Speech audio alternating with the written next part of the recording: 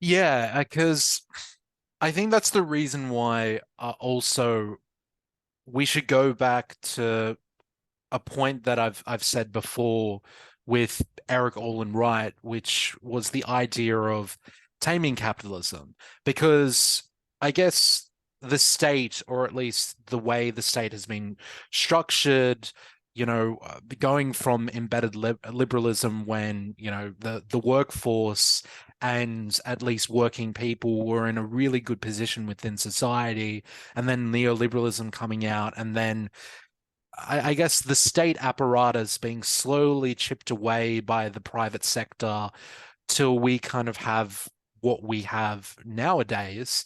And that when you do consider the state, or at least politicians, and how they're incentivized to play the game of politics nowadays, um, that's the reason why it's Eric Olin Wright says that taming capitalism is the way it is.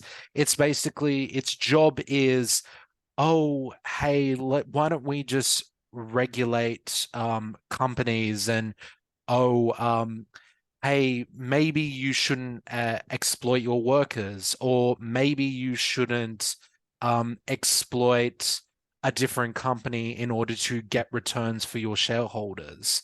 And it wasn't really until the days beforehand, during embedded liberalism, or even before that, when you had the ideas of reforming capitalism. So you actually had the old school socialist parties, or even communist parties, that deliberately were trying to change the system.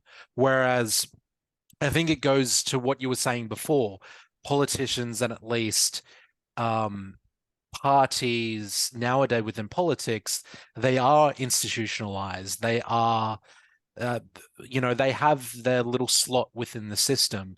They may criticize each other.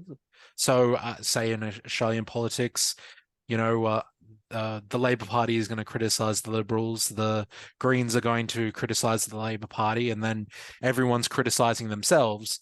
But you don't hear anyone saying, um, oh, is capitalism a good system or not? You Yeah, just, is the system good, or any type of questioning of the system at large? It's all, you know, infighting and political games within the system.